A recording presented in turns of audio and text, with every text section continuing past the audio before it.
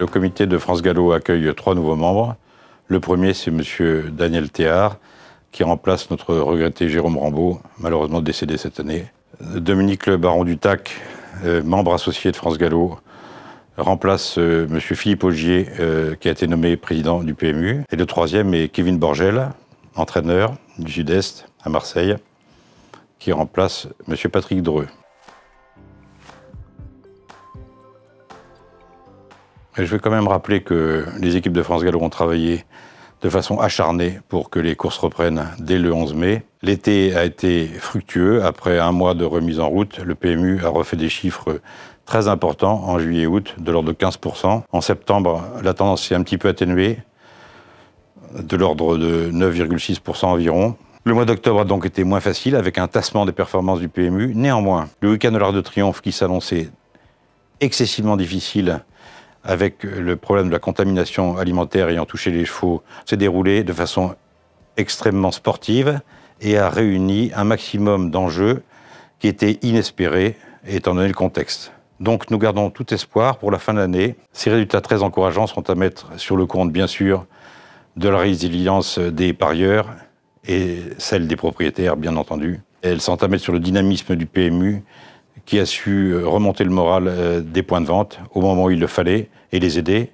que les prévisions du PMU s'avèrent être exactes et que nous puissions, conformément à l'engagement que nous avons pris, renvoyer aux socioprofessionnels, avec effet rétroactif, le surplus du bénéfice d'exploitation qu'enregistrera France Gallo. Il est certain que cette crise de la Covid nous laisse avec des gros points d'interrogation, et notamment celui du nombre de chevaux à l'entraînement, de jeunes chevaux à l'entraînement, qui semble baisser de façon relativement importante et qui nous inquiète. De ce fait, le Covid a généré 120 millions de recettes en moins au PMU et 70 millions de distribution d'allocations en moins pour les sociétés mères. Les socioprofessionnels sont en difficulté.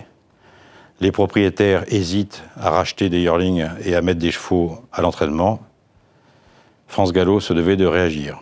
C'est pour cela qu'il a proposé aujourd'hui, lors de la réunion du comité, qui s'est passé dans un excellent esprit, de soutenir par l'augmentation de la prime aux propriétaires pour les chevaux de 2 ans pour l'année 2021, le passage de cette prime de 60 à 70%.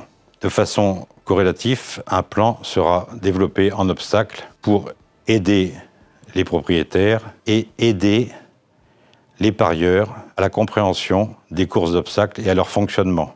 Nous allons pouvoir relancer ce programme d'obstacles et demander aux professionnels d'être plus attentifs dans leurs explications, notamment d'après-course, sur le comportement de leurs chevaux par rapport aux parieurs.